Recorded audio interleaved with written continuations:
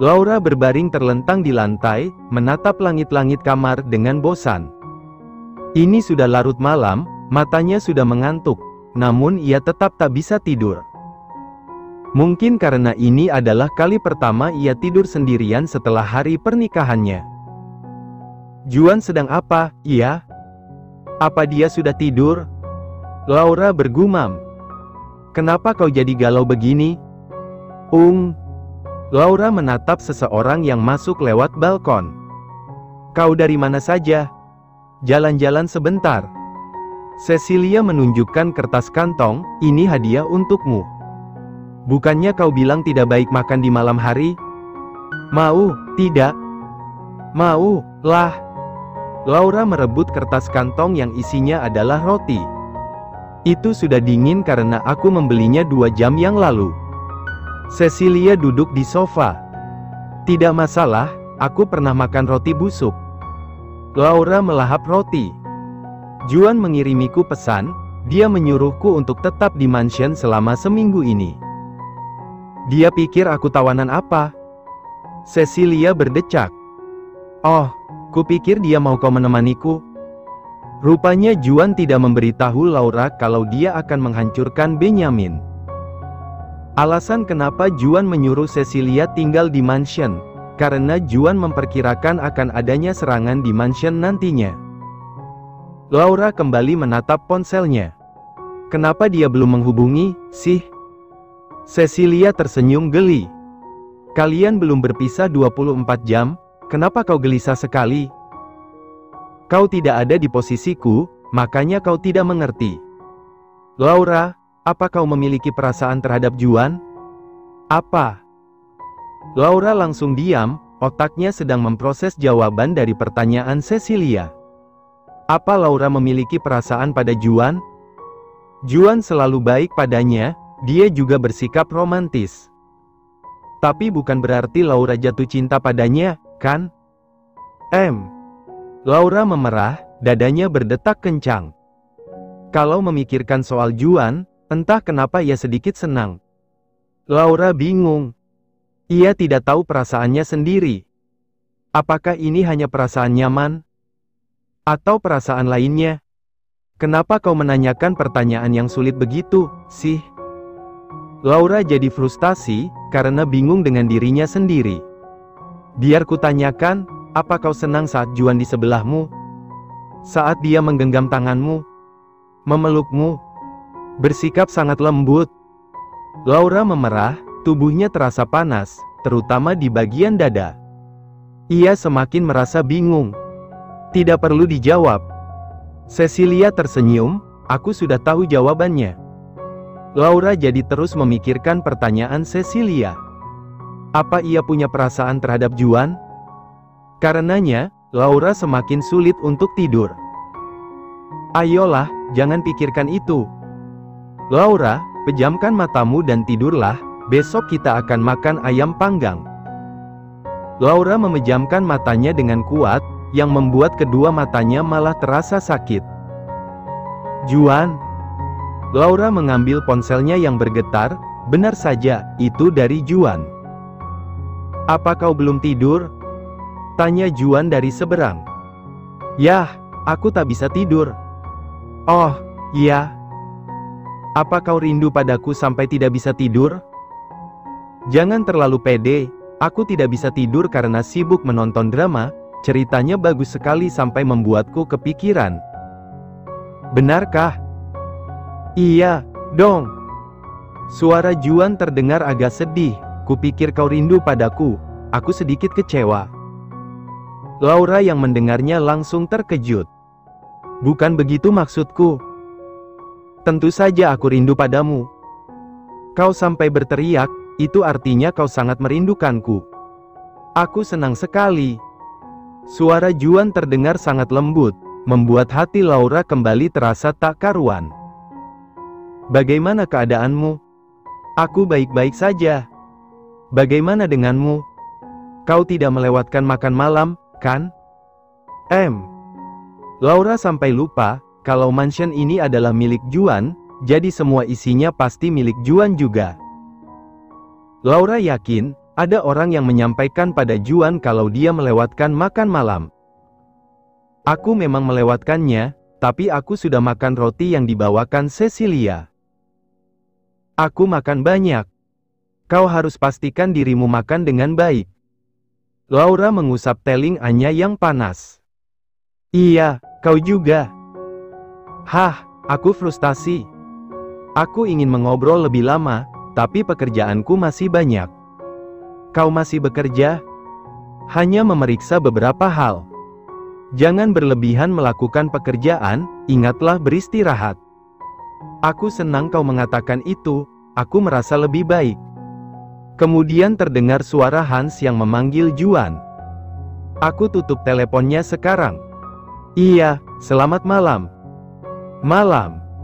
Laura membenamkan wajahnya yang memerah padam di bantal. Gila, gila. Apa yang tadi aku lakukan?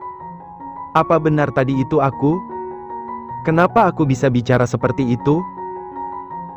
Malam itu, pikiran Laura pergi kemana-mana, hingga akhirnya ia kelelahan dan tertidur.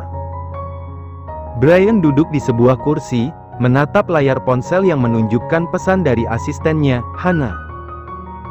Juan akhirnya bergerak, ya. Sudah kuduga dia tidak suka buang-buang waktu. Tuan muda Victor. Sudah berapa kali ku bilang? Brian menatap bawahannya dengan tajam, jangan panggil aku tuan muda lagi. Baik, maksud saya, Tuan Victor. Tuan besar bertanya, apakah urusannya sudah selesai? Apa kau tidak lihat? Brian merentangkan tangan kanannya, untuk memperjelas situasinya saat ini. Di mana ia dikelilingi oleh puluhan mayat segar yang habis dibantainya. Pakaiannya dipenuhi cipratan darah, hingga ke wajahnya. Tuan besar meminta Anda untuk kembali. Brian memasukkan ponselnya. Ia keluar dari bangunan yang ada di tengah hutan itu. Di luar bangunan, mobil telah siap mengantarnya menemui Ash. Sekitar 25 menit perjalanan dengan kecepatan tinggi, mereka tiba di mansion Victor. Tuan besar ada di kamarnya, ujar kepala pelayan. Brian menuju kamar ayahnya, yang jaraknya cukup jauh dari kamarnya sendiri. Kamar itu berada di ujung lorong, dengan pengamanan ketat para pasukan khusus milik Ash. Brian mengetuk pintu, "Ayah, ini aku." "Masuk." Brian masuk ke dalam kamar Ash. Ruangan luas itu didominasi oleh warna merah dan gelap, dengan pajangan seperti kepala rusa, kepala beruang, kepala singa, potongan jari manusia di dalam toples, tirai yang terbuat dari bulu binatang buas, permadani lembut yang dibuat dari kulit manusia, dan masih banyak lagi. Ash sedang duduk di sofa, menghadap ke arah perapian yang menyala. Kenapa ayahnya menyalakan perapian di musim panas? Mendekat, ujar Ash tanpa menoleh. Brian mendekat, berdiri di sebelah Ash yang ternyata sedang melempar beberapa lembar foto ke dalam perapian. Brian berdiri cukup lama, tanpa bicara apa-apa, hanya memandangi ayahnya yang terus membakar foto dari orang-orang yang telah berhasil dilenyapkannya sebagai Victor. CCTV di area pesta mati, apa kau tahu itu? Tanya Ash. Iya, mereka bilang ada kabel yang terputus. Bukannya itu aneh? Seseorang pasti mengetahui kalau hal ini akan terjadi. Ayah curiga pada seseorang? Ash menatap tajam ke arah Brian yang menunjukkan wajah datar. Bagaimana menurutmu sendiri? Bill Benjamin datang ke mansion Shirley untuk memberi undangan ulang tahun secara langsung. Kupikir Juan pasti curiga dengan itu, lalu menyelidiki tentang pesta ini. Karena itulah dia mematikan CCTV sebelum penyerangan terjadi. Kau memang putraku, karena itulah pemikiran kita sama. Bill Benjamin ceroboh, dia terlalu meremehkan Juan, itulah sebabnya dia gagal menghabisi Juan di sana. Tapi sekarang, dia sudah memiliki rencana baru. Aku bahkan tidak perlu turun tangan kali ini. Brian tersenyum kecil. Ayah tidak bermaksud meremehkan Juan, kan? Ash kembali menatap Brian, ini lebih tajam. Aku tahu Juan tidak akan berhasil dibunuh semudah itu. Lalu kenapa ayah membiarkan Bill Benjamin membuang-buang waktu? Brian. Ash tersenyum miring, aku harus menyingkirkan sampah yang tidak berguna, kan? Ah. Begitu, rupanya. Sejak awal, Ash hanya memberi satu kesempatan untuk Bill menghabisi Juan. Saat mengetahui bagaimana Bill gagal melakukannya, Ash langsung tahu Bill akan gagal selamanya. Maka, Ash ingin menyingkirkan Bill, tanpa menggunakan tangannya sendiri. Padahal, kupikir ayah cukup bosan. Aku hanya tidak tertarik menyingkirkan orang bermulut besar. Ash mengambil foto Bill, melemparnya ke perapian hingga foto itu hangus dan menjadi abu. Ash mengambil foto Juan, menatapnya cukup lama. Dia adalah musuh terbesarku, pasti akan seru saat dia menjilat kakiku sebelum aku menebas kepalanya. Ayah akan cepat-cepat melakukannya? Itu kan tidak seru. Kau benar. Tidak seru kalau melihat seseorang yang kita benci, bisa terus tersenyum sampai akhir hidupnya. Aku harus membuatnya lebih menderita. Ash mengambil foto Emma.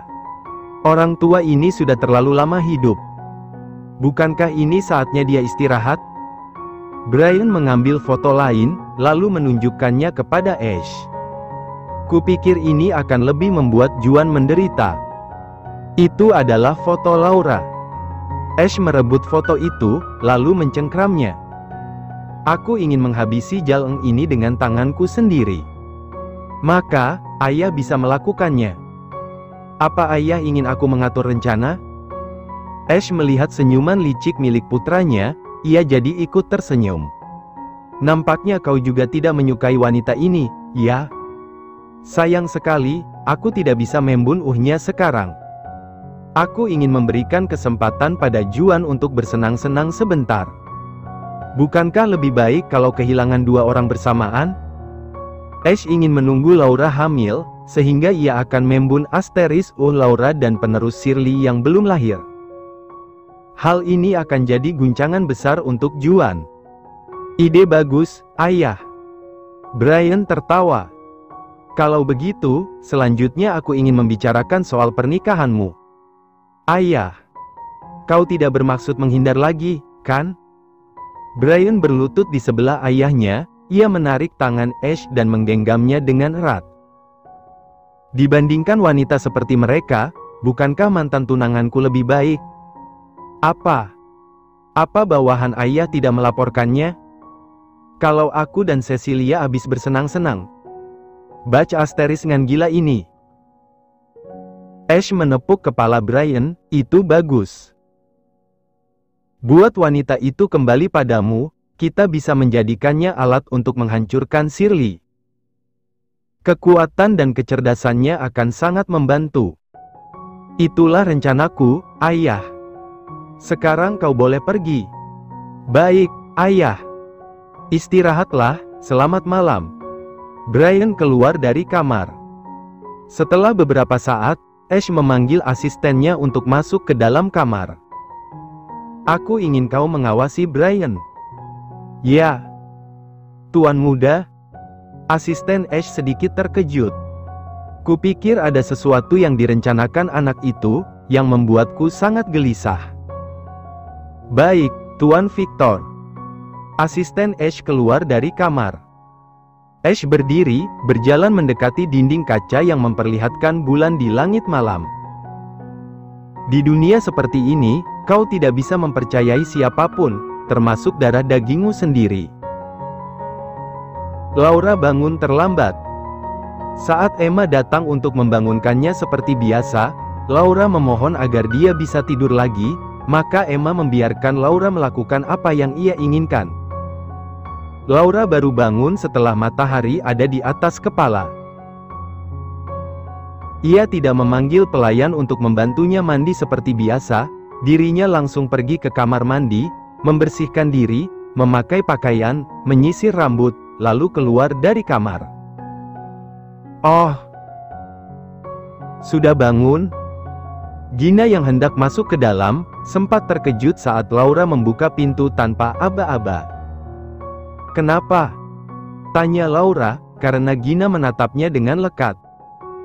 "Ini pertama kalinya aku melihatmu hanya memakai kaos polos dan celana pendek, kau tidak terlihat seperti seorang nyonya, tapi seorang gadis remaja yang mageran." "Diam kau, aku lapar." Laura berjalan menuju ruang makan.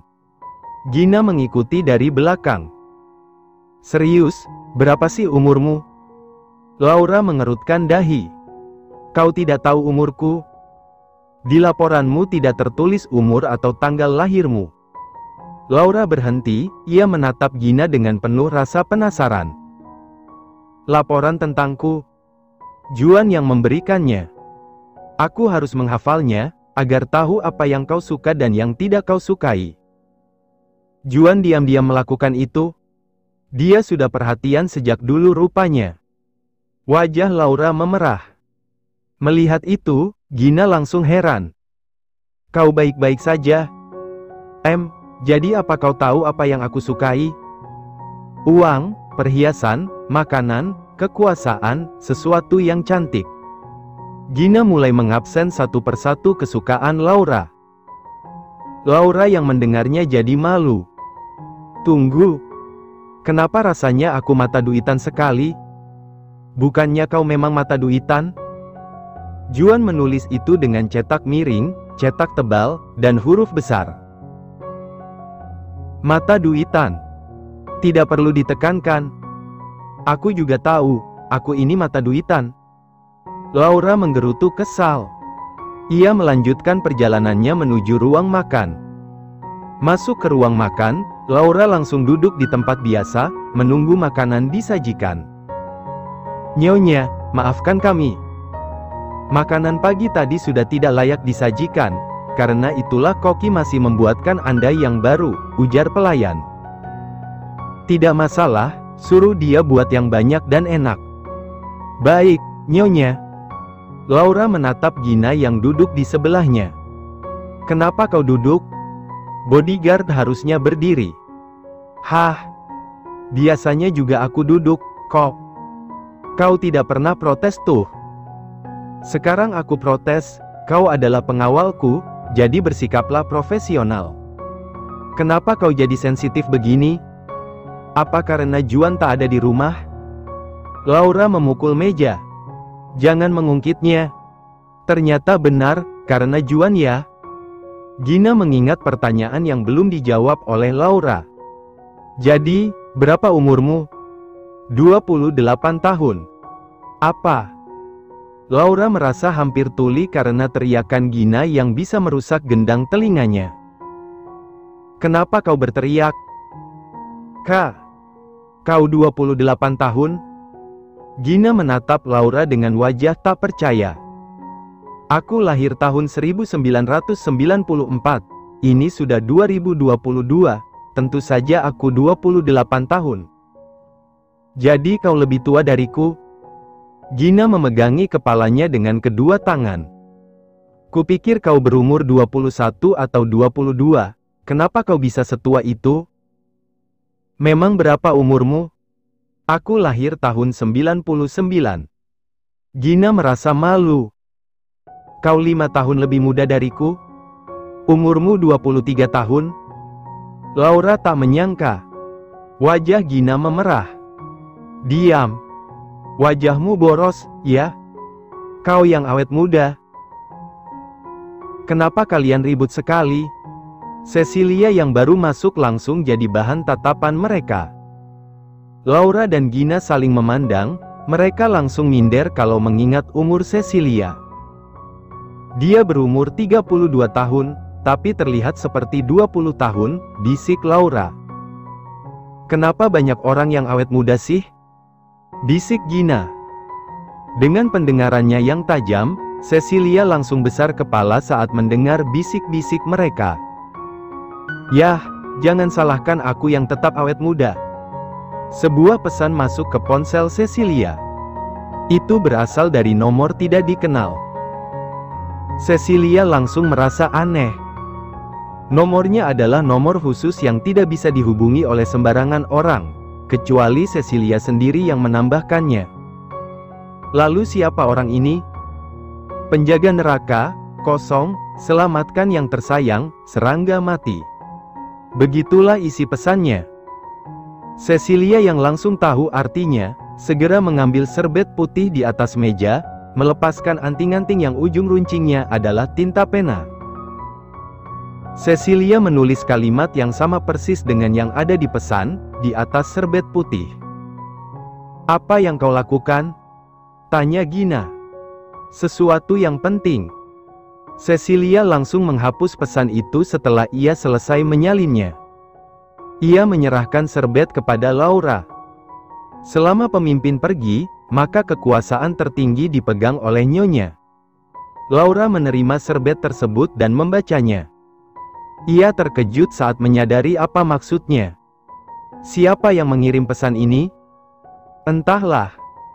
Melihat ini dikirim ke nomor khusus, pesan ini bukan mainan, balas Cecilia. Gina, panggil Emma, kumpulkan semua pelayan.